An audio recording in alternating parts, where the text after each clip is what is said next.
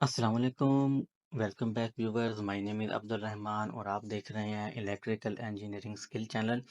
तो आज का हमारा टॉपिक है वीएफडी से रिलेटेड कि वीएफडी जो है वो क्या होती है, वीएफडी के कंपोनेंट्स जो है वो कौन-कौन से होते हैं और हम वीएफडी को जो है वो यूज़ क्यों करते हैं और वीएफडी के एडवांटेजेस और डिसएडवांटेजेस जो हैं वो क्या होते हैं।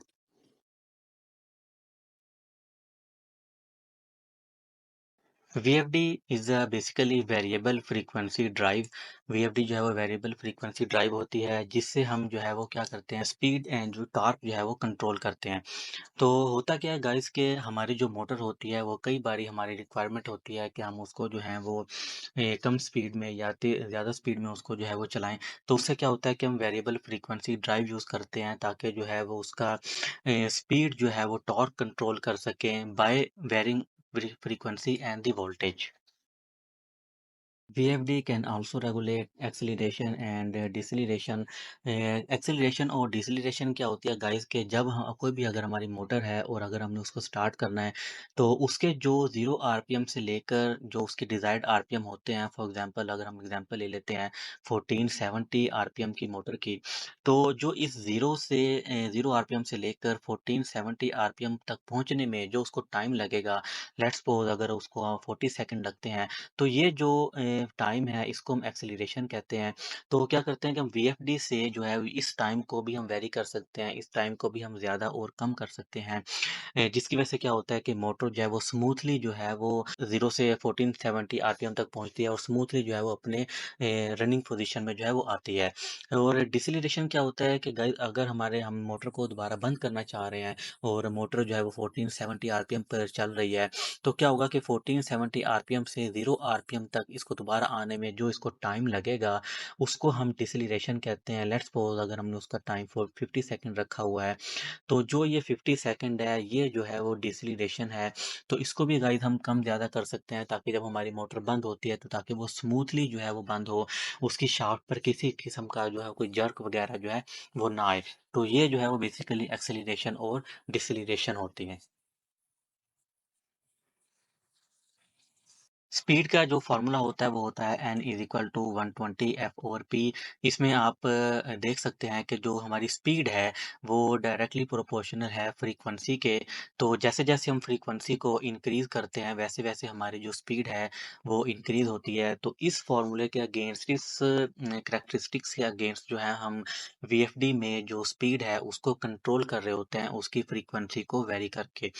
ये मैंने इसकी एब्रिविएशन लिख दी है। एन जो है वो स्पीड होता है जिसको हम आरपीएम रोटेशन पर मिनट भी होता है और फ्रीक्वेंसी और पी से number of poles. Components of VFD basically जो मेजर कंपोनेंट्स होते हैं वो 3 कंपोनेंट्स होते हैं वीएफडी के अंदर। एक होता है रेक्टिफायर। रेक्टिफायर क्या करता है, जो एसी को डीसी में कन्वर्ट करता है।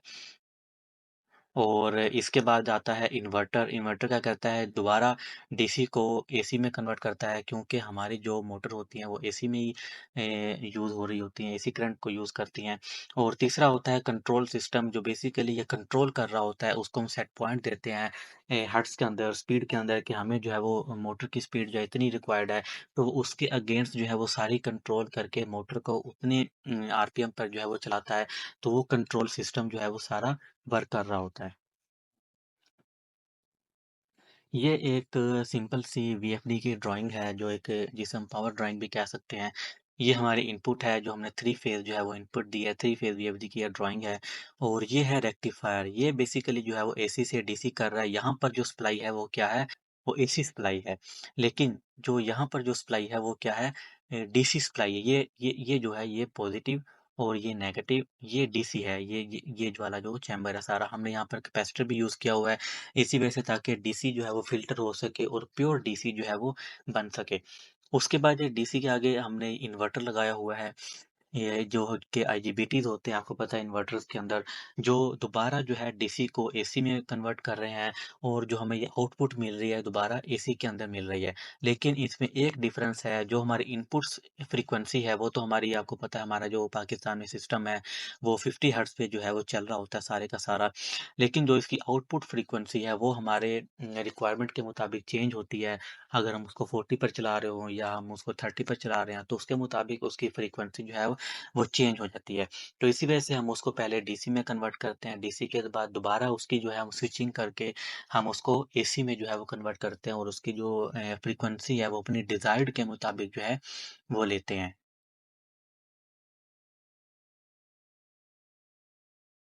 अभी हम देख लेते हैं कि हम वीएफडी को यूज़ क्यों करते हैं, हमें बेसिकली ये जो स्पीड है, इसको कम-ज़्यादा करने की ज़रूरत क्यों पड़ती है। ये हमारा जो कोई भी जो हमारे प्लांट होते हैं बड़े, उसके अंदर आपको पता है कि जो प्रोसेस डिपार्टमेंट होता है, जो हमारा प्रोसेस चल रहा होता है पूरे प्लांट का, उसकी ये रिक्वायरमेंट होती है कि कभी उसको प्रोसेस में जो है वो कोई भी प्रोसेस होता है उसकी रिक्वायरमेंट ज़्यादा होती है, कभी उसकी कम होती है। लेट्स सपोज़ अगर हम फॉर एग्ज़ाम्पल एक फ़ैन की एग्ज़ाम्पल अगर हम ले लेते हैं, तो अगर फ़ैन जो है वो कोई मतलब इंड्यूस्ड ड्राफ्ट फ़ैन है, आईडी फ़ैन है और फॉर एग्ज़ाम्पल अगर कोई ये चीज़ है जिसके अंदर टेम्परेचर ज़्यादा है और यहाँ से वो टेम्परेचर को आउट कर रहा है, तो क्या होगा कि हमारा जो फ़ैन है वो अगर वो उसको हमें रिक्वायरमेंट होगी प्रोसेस की कि यहाँ से जो है वो ज़्यादा गैसेज़ या ज़्यादा हीट बाहर निकले किसी जो कि हम किसी भी चीज़ में हीट को हम यूज़ भी कर रहे होते हैं।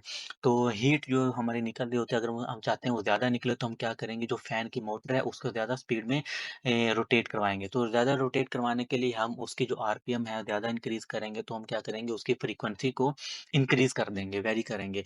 लेकिन अगर हमें चाहिए होगा कि जी नहीं हमने जो है वो हीट जो है अभी कम निकालनी है या हमारा जो प्रोसेस है वो हमने कम करना है, तो क्या होगा कि हम उसकी जो मोटर है उसकी स्पीड कम करेंगे जिसकी वजह से स्पीड जो है वो फैन की स्पीड वो कम हो जाएगी और हमारा जो है वो प्रोसेस डिज़ायर्ड जो है वो कंप्लीट हो जाएँगे।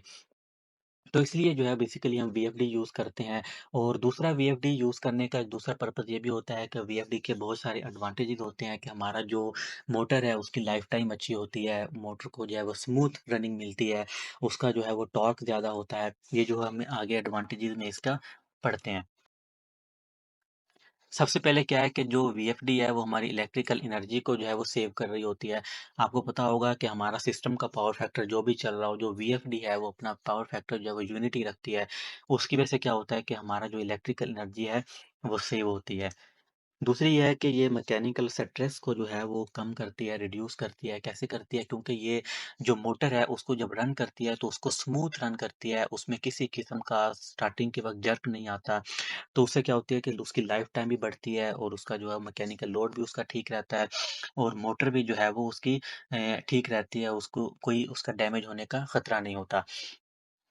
तीसरा क्या है टॉर्क के टॉर्क जो है वो हमें डिज़ायर के मुताबिक हमें ज़्यादा मिलता है जब वीएफडी होती है और टॉर्क ये कैसे होता है ये बेसिकली V/F रेशो के अगेंस्ट जो है वो टॉर्क को हम कंट्रोल कर रहे होते हैं। ये एक अलग टॉपिक है, इस पर मैं वीडियोज़ बना दूँगा, वो भी आप देख लीजिएगा। तो ये हमारे बेसिकली मेजर जो है वो एडवांटेज होते हैं वीएफडी को यूज़ करने के, तो हम वीएफडी को जो है इस वजह से यूज़ कर रहे होते हैं।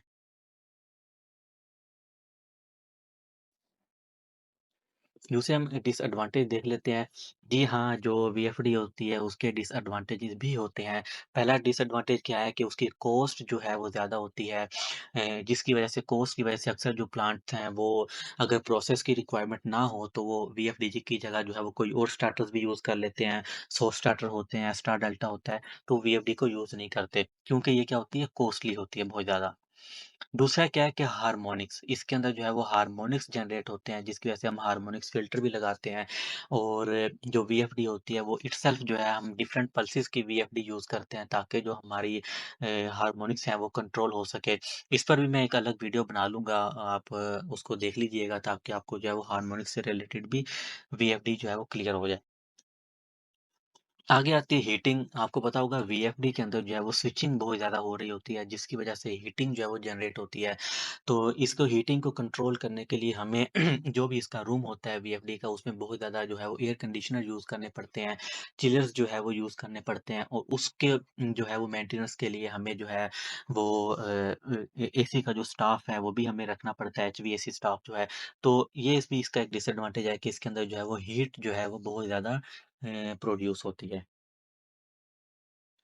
तो ये था गाइज़ हमारा वीएफडी से कंप्लीट डिटेल सेशन कि मैंने आपको सारा बताया कि वीएफडी जो होती क्या है, हम उसको यूज़ क्यों करते हैं और वो जो है उसके एडवांटेज क्या होते हैं, डिसएडवांटेज क्या होते हैं। तो अगर गाइज़ आपको वीडियो अच्छी लगी हो तो वीडियो को लाइक कर लें और मेरे इस चैनल को सब्सक्राइब कर लें क्योंकि मैं इलेक्ट्रिकल से रिलेटेड जो है वो बहुत सी वीडियोज़ बनाता रहूँगा। Thank you.